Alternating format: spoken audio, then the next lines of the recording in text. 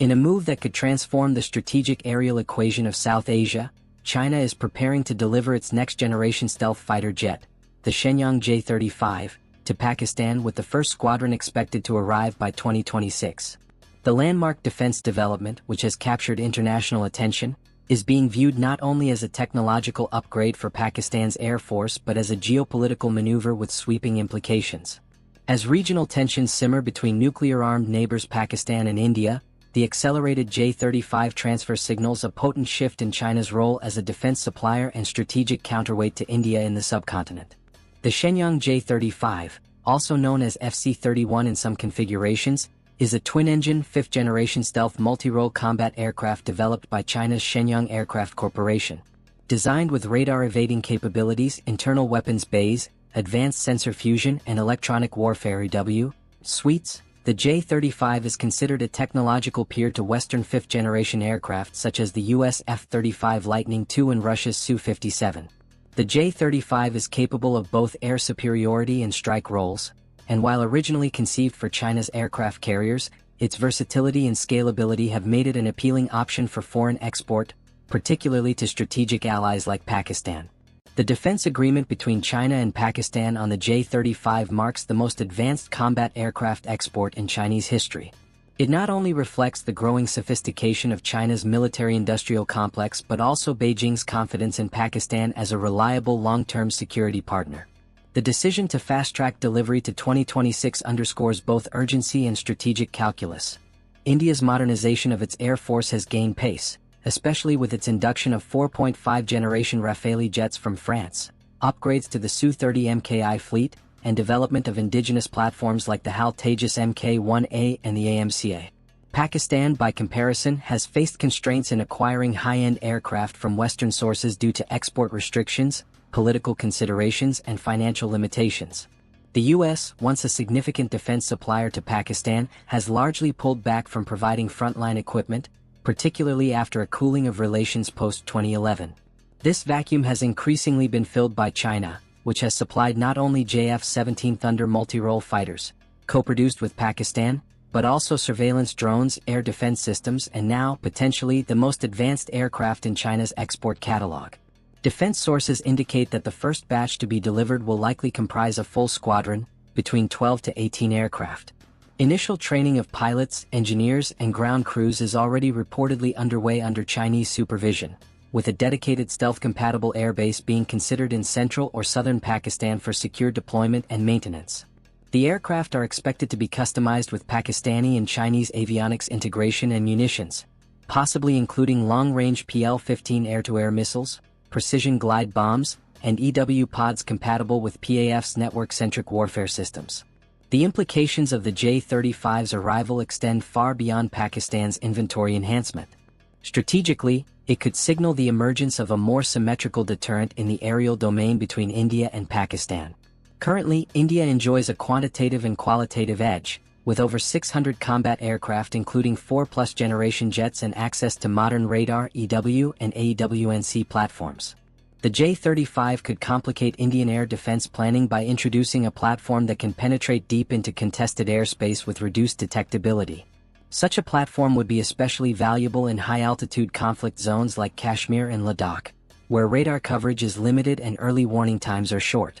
Moreover, the induction of the J-35 is likely to force the Indian Air Force to rethink its existing operational doctrines, including defensive counter-air, DCA, postures, and early warning radar coverage. India may also feel compelled to accelerate its AMCA 5th-generation project and consider additional procurements of foreign stealth aircraft, or extend the operational life of the Su-30 Mki fleet with major upgrades. It could also seek greater integration of space-based ISR, intelligence, surveillance, reconnaissance, assets, and anti-stealth radar technology. In response, India is already strengthening its multi-layered air defense systems with the S-400 Triumph from Russia, Akash-NG domestically, and a new generation of directed energy weapons (DWs) in the research pipeline. From China's perspective, the J-35 deal accomplishes multiple strategic objectives. First, it allows Beijing to test and validate its stealth aircraft platform in foreign operational environments, a crucial benchmark for military exports. Second, it increases interoperability with Pakistani forces in a manner that could facilitate joint exercises, shared logistics, and integrated combat operations in the event of a regional crisis. Third, it establishes the viability of Chinese stealth platforms in the global arms market, challenging Western monopoly in fifth-generation exports. For the People's Liberation Army, PLA, this also means additional funding and R&D validation for its defense sector. In Islamabad, the news has been met with both strategic optimism and logistical preparation. Air Marshal RETD Ashfaq Arshad, a defense analyst and former PAF operations commander, noted that the J-35's expected role is not merely to replace older fighters, but to redefine how Pakistan approaches aerial warfare. This is not about parity. This is about leapfrogging a generation. With the J-35, we move from being a reactive air force to a proactive, stealth-enabled strike force with multi-domain capability, he stated during a recent defense symposium. Yet the integration of stealth fighters is not without its challenges. Operating such advanced aircraft requires an entirely new level of infrastructure and operational discipline. The maintenance of low observable LO surfaces, the complexity of sensor data management, the need for protected data networks, and the employment of artificial intelligence in threat detection and jamming, all demand significant investment and training. Pakistan will need to adapt its air doctrine, establish stealth-compatible hardened shelters, and develop secure command and control protocols that are compatible with both peacetime surveillance and wartime combat needs. Furthermore, the introduction of J-35s into the South Asian theater could provoke international scrutiny. The U.S., while no longer a major supplier to Pakistan, may view the move as a deepening of China's military footprint in a volatile region.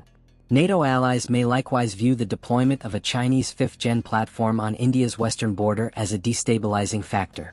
It could also revive debates about conventional arms races in nuclear-armed regions, especially where doctrinal lines between conventional and nuclear thresholds remain blurred.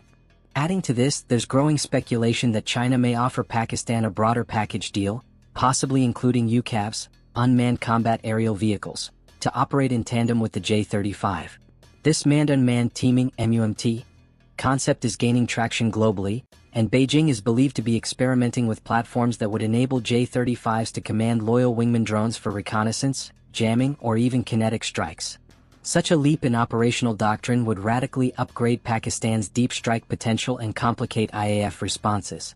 Looking forward, the arrival of the J-35 is not just a countdown to a delivery date, it is a countdown to a new phase in South Asian strategic competition. It redefines how both India and Pakistan approach the air domain, compels reinvestment in radar and EW technologies, and inserts stealth warfare into a region where dogfights, border skirmishes, and airspace violations are more than theoretical exercises. They are lived realities. The line of control LOC, the line of actual control LAC, and the broader Indian Ocean region may all feel the ripple effects of a stealth arms race. As 2026 approaches, defense planners in Islamabad, Beijing, and New Delhi are likely monitoring every milestone of the J-35's final development and export preparation.